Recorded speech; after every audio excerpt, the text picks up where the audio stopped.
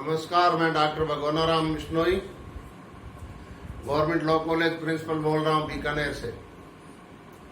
आज हम part phase second की चर्चा करेंगे। टेम्पररी इंजेक्शन की कल हमने डेफिनेशन और उसका एनालिसिस पढ़ा था।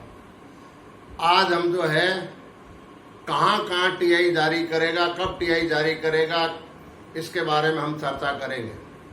तो बी केयरफुल, टीआई बहुत ज़्यादा इम्पोर्टेंट होता है सिविल मामलों में, सिविल कोर्ट के लिए। सिविल केसेज में ज़्यादातर टीआई का मतलब जो है काम पड़ता रहता है, इसलिए आप ध्यान से बी केयरफुल होकर इसको सुनने का प्रयास करें। मैं अच्छी तरीके से समझाने का प्रयास करूंगा, फिर किताब की सहायता से आप डेवलप करें। Temporary injunction order 39/1 case where injunction is granted, वे मामले जहां सीपीसी के अनुसार टीआई ग्रांट की जाएगी। ऑर्डर 39 रूल 1 के अनुसार वे कौन कौन से मामले जहां कब टीआई जारी की जाएगी? तो प्रार्थी द्वारा प्रार्थना पत्र दिया गया है और साथ में शपथ पत्र में ये बातें लिखेगा। क्या लिखेगा? Number 1, property in dispute is a danger. Property जो विवादग्रस्त प्रॉपर्टी है वो खतरे में है। बीइंग ए वेस्टेज, डैमेज और एलाइनेटेड, उसके नष्ट होने का और उसकी क्षतिग्रस्त हो जाने का या अंतरण किए जाने का भय है। सारवान सती है, अर्थात जब वादी कहता है कि संपत्ति जो विवादित है, खतरे में है, नष्ट हो जाएगी, क्षतिग्रस्त हो जाएगी, अंतरण कर दिया जाएगा, अर्थात सारवान पर्सन अंतरग्रस्त है प्रार्थना पत्र में और शपथ पत्र में। तो पहला, property is a dispute, property in dispute is a danger. विवादग्रस्त संपत्ति खतरे में है और वो 3 कारण बताता है। खतरा कैसा? कि नष्ट हो जाएगी, वेस्टेड, डैमेज हो जाएगी, क्षतिग्रस्त, एलाइनेट कर दी जाएगी, अंतरण कर दिया जाएगा। इसलिए जो है मुझे टीआई जारी की जाए, प्रार्थना पत्र देगा वाद पत्र प्रस्तुत करने के पश्चात। नंबर 2, अथवा डिफेंडेंट थ्रेट्स और इंटेंट्स टू रिमूव प्रॉपर्टी। प्रतिवादी ऐसी धमकी दे रहा है, अपने आचरण से ऐसा प्रतीत हो रहा है, संपत्ति को कोर्ट की स्थानीय सीमाओं से हटा रहा है या हटाने का आशय रखता है, ताकि ऋणदाता डिले और डिफीट, विफल और देरी हो जाए।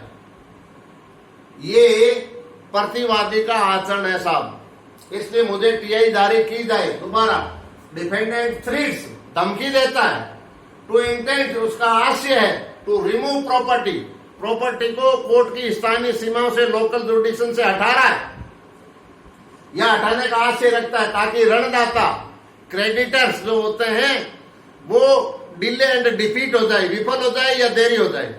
इसलिए साहब मेरे को जो है टीआई जारी करो, ऑनरेबल कोर्ट से निवेदन करेगा।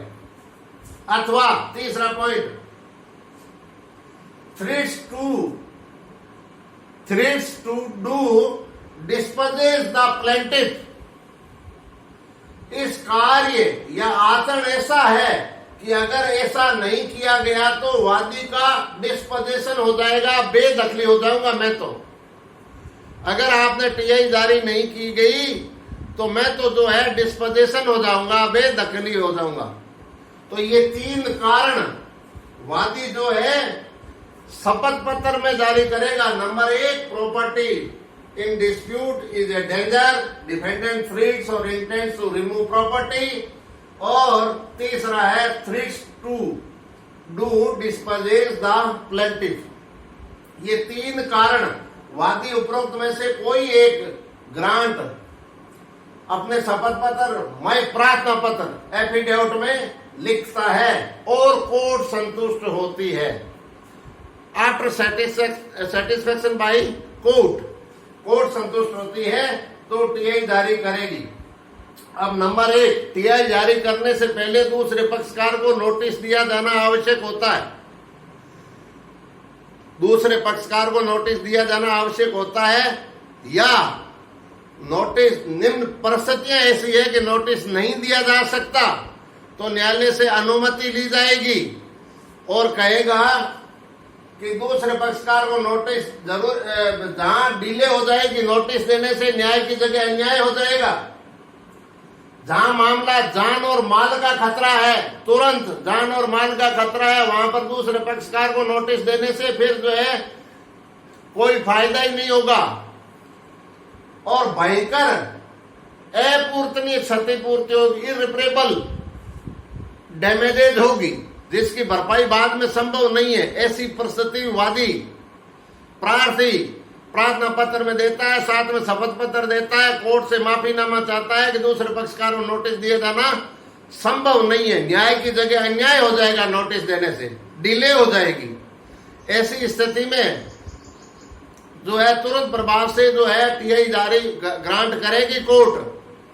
नंबर 1, कोर्ट रीजन लिखेगा ऑर्डर 39 रूल 3 में, ऑर्डर 39 रूल 3 में कोर्ट रीजन लिखेगा विदाउट नोटिस।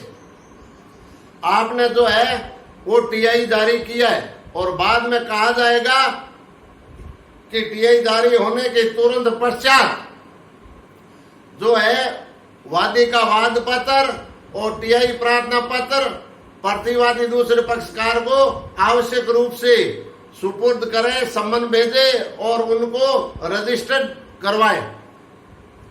ये लिखेगा कोर्ट, रीजन लिखेगी कि किस कारण से दूसरे पक्षकार को सुने बिना टीआई जारी किया गया है, तो रीजन लिखेगा कोर्ट। ये लिखना बहुत आवश्यक है जुडिशियल अफसरों को, तो विशेष रूप से ऑर्डर 39 रूल 3 के अनुसार ये पालना सुनिश्चित करे, ऑब्लिगेटरी है।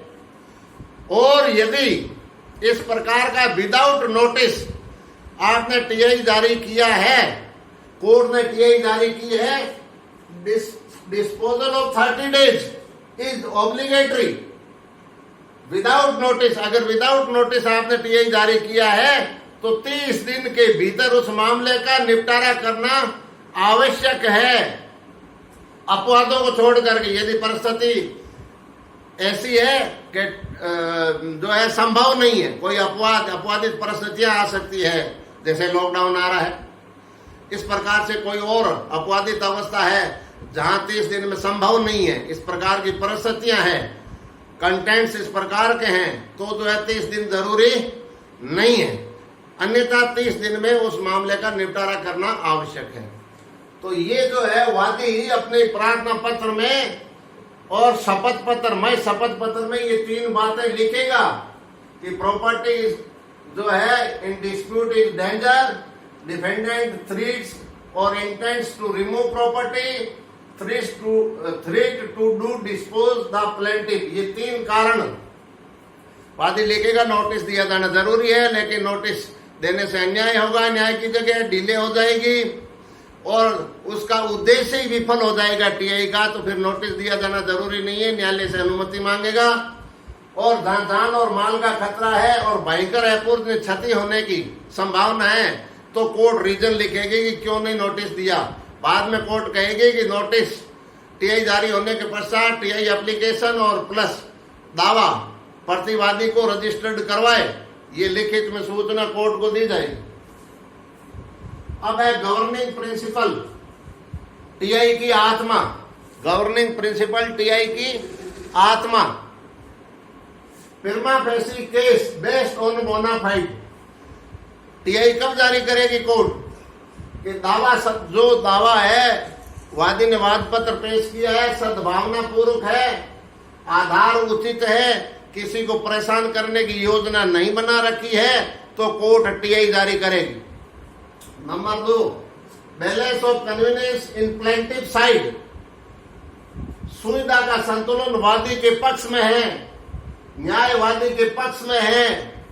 सारे जो वाद पत्र आया है और साथ में प्रार्थना पत्र आया है, तथ्य चिल्ला के बोल रहे हैं कि सुविधा का संतुलन वादी के पक्ष में है और टीआई यदि जारी नहीं की गई तो वादी को लॉस हो सकता है। और प्रतिवादी को कोई घाटा नहीं हो रहा है। जैसे मान लीजिए किसी को एडमिशन नहीं दिया या परीक्षा में नहीं बैठने दिया गया, तो महाविद्यालय पर क्या फर्क पड़ेगा? एक इतने छात्र बैठ रहे तो दूसरा बैठ जाएगा, प्रतिवादी को कोई फर्क नहीं पड़ेगा, लेकिन वादी के तो फर्क पड़ेगा। इसलिए सुविधा का संतुलन वादी के पक्ष में है। तीसरा, likelihood to suffer irreparable injury, TI जारी नहीं की गई तो अपूर्णनीय क्षति होने की संभावना है, ये कोर्ट देखेगा और टीआई जारी करेगा। अपूर्णनीय क्षति की भरपाई बाद में मूल्य के द्वारा संभव नहीं है। अगर 1 साल भी आपका लैप्स हो गया तो पता नहीं, बाद में पैसे से भरपाई संभव नहीं है, मूल्य में संभव नहीं है। मान लीजिए आपका मकान तोड़ने के लिए सेक्रेटरी आ रहा है, मकान टूटने के कारण भय से माँ का देहांत हो गया, बाप का हृदयघात हो गया, क्या बाद में संभव है? जबकि वो था सही और तोड़ दिया और उसकी धक्के के कारण उसके बाप का देहांत हो गया, तो क्या ये भरपाई संभव है? अपूर्णनीय क्षति जिसकी भरपाई मूल्य द्वारा संभव नहीं है बाद में, तो कोर्ट टीआई जारी करेगा। चौथा पॉइंट है, note other sufficient and equivalent remedy, और कोई पर्याप्त जो है वो पर्याप्त और समुचित उपचार नहीं है प्रार्थी के पास में कि अब सरकार को रिप्रेजेंटेशन करे, कोर्ट कलेक्टर को करे या तहसीलदार रेवेन्यू अफसरों से संपर्क करे, इस कार्रवाई को रोके, वो समय बीत चुका है। और कोई सफिशिएंट पर्याप्त और समुचित उपचार जो है वादी के पास में, प्रार्थी के पास में नहीं है, तो कोर्ट टीआई जारी करेगा। Number 5, case where permanent injection can be granted TI. Permanent injection specific relief act की धारा 37, 38 और 42 में परिभाषित किया गया है कि वे आधार है प्रार्थी के प्रार्थना पत्र में, साथ में शपथ पत्र है और वादी के वाद पत्र है, उसमें ये सारी चीजें हैं कि परमानेंट इंजेक्शन जारी किया जा सकता है। तो फिर टीआई जारी करने में कोर्ट को कोई हिचकिचाहट नहीं होनी चाहिए, तो कोर्ट टीआई जारी करेगा। Notable inherent power grant TI, section 151 CPC, carte blanche cheque, खाली चेक की तरह एक सिविल कोर्ट को शक्ति दी गई है न्याय हित में कि वो इसका प्रयोग करें। अमूमन ये कोर्ट में देखा गया है कि ऑर्डर 39 रूल 1-2 सहपट्टी धारा 151 लिख देते हैं। 151, मान लीजिए वादी ने कोई गलती कर दी है, प्रार्थना पत्र में कोई उपचार समुचित नहीं मांगा गया है, तो भी कोर्ट देखे 151 की शक्ति का प्रयोग करते हुए न्याय हित में टीआई जारी कर सकता है।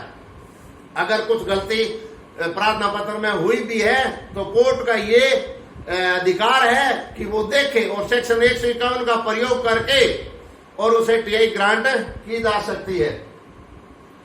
इसी सेक्शन 151 के अंतर्गत जो ये टीआई ग्रांट की जाती है, इसमें एक नया सिद्धांत प्रतिपादित हुआ, डेवलपमेंट ऑफ स्टेट जूरिस्प्रूडेंस, विधि शास्त्र स्टेटस क्यो स्टेट जूरिस्प्रूडेंस का विकास हुआ सेक्शन 151 के प्रयोग करने से।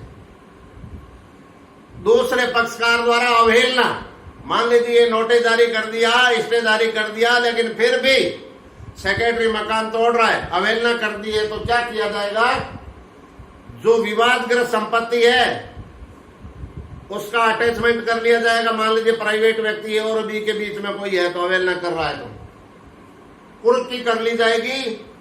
3 महीने का सिविल इम्प्रिजनमेंट भी दिया जा सकता है और दोनों दिया जा सकता है, तो कुर्की की जाएगी और 3 माह का कारावास या दोनों दिया जा सकता है। या कंटेम्प्ट ऑफ कोर्ट के अंतर्गत सेक्शन 151 की शक्ति का प्रयोग करते हुए अधिकतम 7 दिन का दीवानी कारावास, कम से कम 1 दिन का कारावास सेक्शन 151 के अंतर्गत कोर्ट दे सकती है।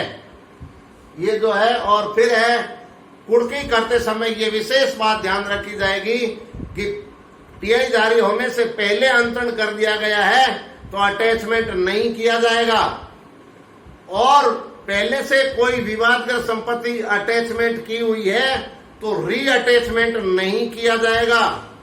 और अटैचमेंट कर ली है कुड़की और कुड़की अटैचमेंट कर ली और 1 साल तक भी प्रतिवादी नहीं सुधरता है तो जो है उसको कोर्ट राइट टू सेल करके और उसके जो पैसे दिलवा दिया जाएगा वादी को और प्रतिवादी को बची विशेष राशि उसको लौटा दी जाएगी। लेकिन ध्यान रहे रीअटैचमेंट कभी नहीं होगा और टीआई जारी होने से पहले अंतरण हो गए हैं तो टीआई प्रभावित नहीं करेगा। तो दोस्तों टीआई का लंबा चैप्टर है, इसको समझने के लिए 5-4 दिन की आवश्यकता होती है। मैंने 2 दिन में आपको समराइज करके कम समय में समझाने का प्रयास किया है। आप अपनी पुस्तक के इससे बहुत सारे केसेज भी है, अनेक केसेज में सुप्रीम कोर्ट ने बार बार गाइडलाइन जारी की है। गाइडलाइन तो जो मैंने बताई यही चीजें हैं, लेकिन कौन से केस में क्या कहा यह आपको केस लॉ से फिलअप करनी है। जय हिंद, जय भारत।